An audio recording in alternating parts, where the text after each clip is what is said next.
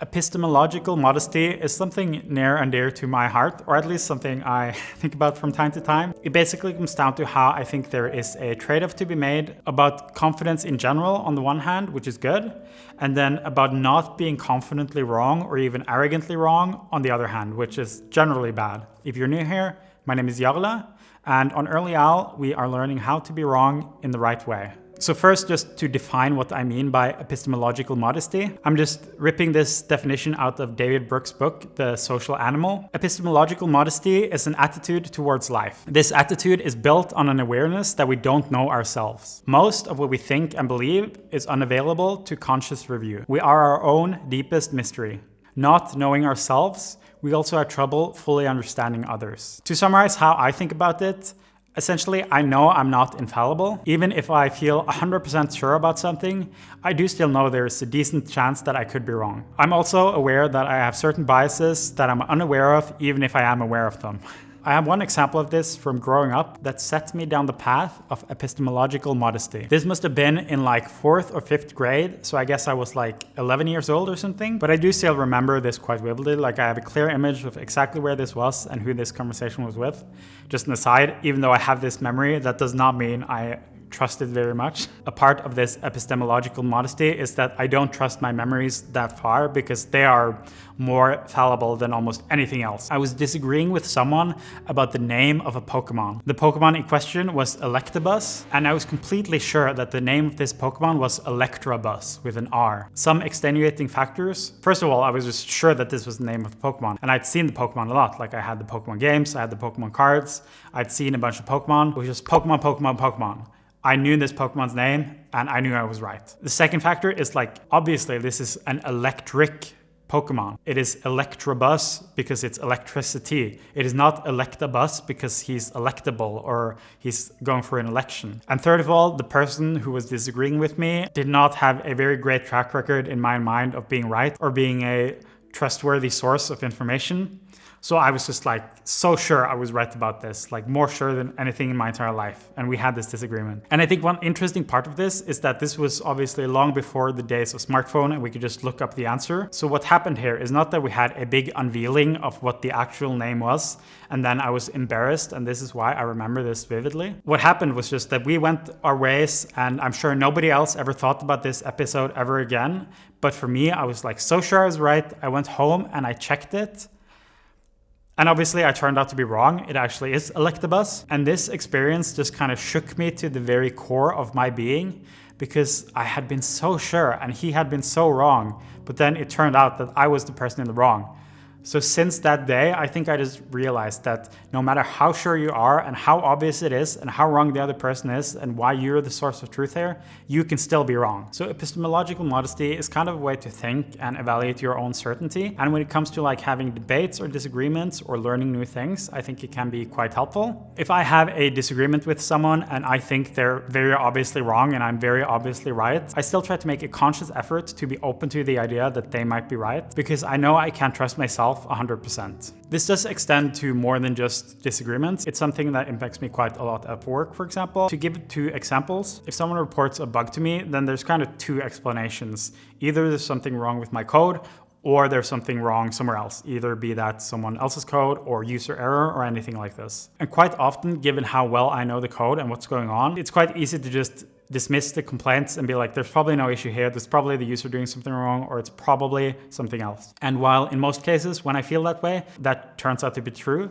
there have also been cases where I have felt that way and I've kind of acted on it, and it turns out, oh, the problem was me all along. Another area where this applies is when estimating deadline. I try to be very conservative because I know things take longer than I think, and I also know that things are going to take longer than I think they're going to take, even when I account for the fact that they're going to take longer than I think they're going to take. Just to name some of the pros and cons that I think of. If you're someone who gives the impression that you're completely certain about something all the time and then you frequently end up being wrong, then I think people will take notice of that. And even when you are really sure of something, it's not going to have the same weight. Whereas if you're a bit more careful when it comes to doling out your certainty, then I think people will also take notice of that and kind of trust you more when you say something. I think a very related saying here is to underpromise and then overdeliver. And in day-to-day life, when it comes to just hearing other people's opinions, opinions. I also think it is more of a virtue because being right almost never has any tangible benefits. It's just like stroking your ego and further entrench your position, but nothing of value was gained or lost. Whereas if someone is able to convince you that they're right, or at least that they're partially right, then that means you've learned something, it means you've grown, it just is all around good. And I think pretty much everyone has some inherent resistance to being wrong. So you just want to kind of lean into this as much as you can. It's not always worthwhile to kind of doubt yourself and double check your own ideas just because someone else disagrees with them. To take an example from my personal life, I think I was on a Tinder date or something like that. And she started talking about some stuff like how the pyramids were planted by aliens and how it was impossible for humans to have made them. Now, this is very far from anything that I would kind of naturally gravitate towards or naturally believe. As she was talking about this, I tried to be generally receptive of the idea because I have no interest in trying to prove them wrong or anything like that. And I think it's more interesting just to get a better understanding of what they believe, regardless of how true or false I think it is. But where I feel like it goes a bit off the rails is when I got home, I was like, okay, this person has obviously spent a lot of time researching the pyramids and how realistic it was for humans to make them and maybe what kind of aliens were involved. Whereas I've never spent a day thinking about the pyramids. So then for like a good 10 minutes, I was like, okay, let's maybe look into these pyramids and see if there's anything worth pursuing here. But then eventually I was just like, you don't have to give everything anyone believes the time of the day to kind of verify or fact check. Sometimes it's just okay to say, okay, what this person believes is just so far removed from my understanding of reality that I don't need to verify it. Also, as an addendum to that, you don't need to know everything. Like, it's fine to just say like, oh, what happened about the pyramids? I don't know, I don't care. There's a lot of things that I don't know much about, and I don't really feel a need to know more about them because there's so many things that I do want to learn more about, and I'm limited in the amount of learning time I have. Another downside is that while I think people can pick up on your epistemological modesty after a long time if you work with them a lot, and they will come to kind of appreciate that and take you more seriously, as just a more general rule, being more confident will make people believe you more. So if you're in a position where you're like trying to sell something or you're trying to convince someone of an idea, then I think any sort of epistemological modesty is a death sentence.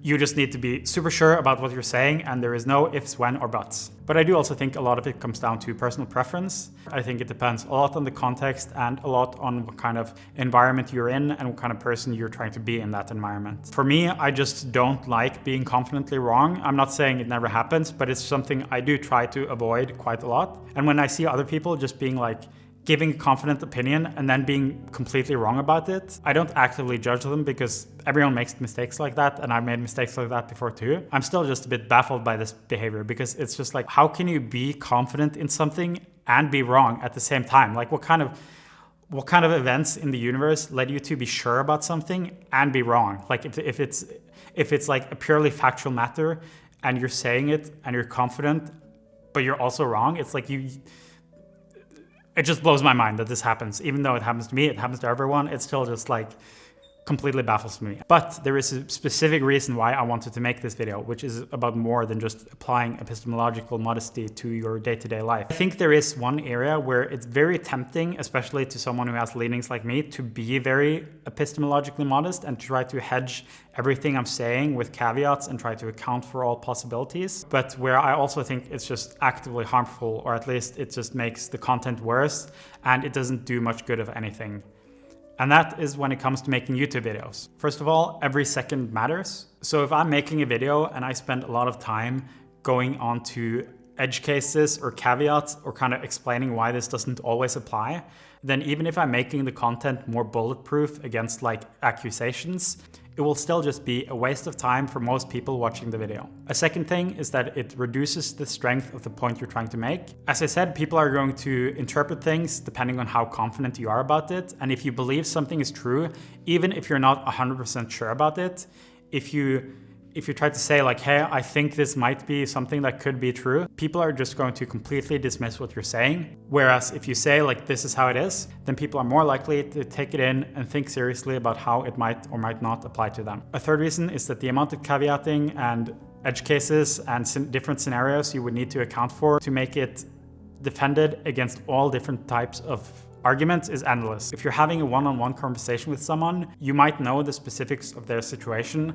and be able to add in some caveats. But when you're putting something out on the internet, there's going to be 1,000 different people with 1,000 different reasons for why this doesn't apply to them, and you can't address every single reason. I think what I cut out more than anything else in terms of content is me just adding caveats and additional explanations and going into more depth about what I mean and don't mean. That does kind of help clarify and shore in my position, but that also doesn't add much value. And even though this is what I cut the most out of, I also think I do still leave in more than what is necessary of those kinds of things. So what I want to be more and more active with going forward is just to say my opinions clearly, concisely, and confidently. At the end of the day, I just think I need to trust my viewers that they're going to be able to parse what may or may not apply to them and be able to put it into use in whatever way is most beneficial to them. I think one of the things that motivated me to make this video is the last 2 videos I released, where I was talking about the importance of why and also how to make lasting changes. And what motivated me to do that about those 2 videos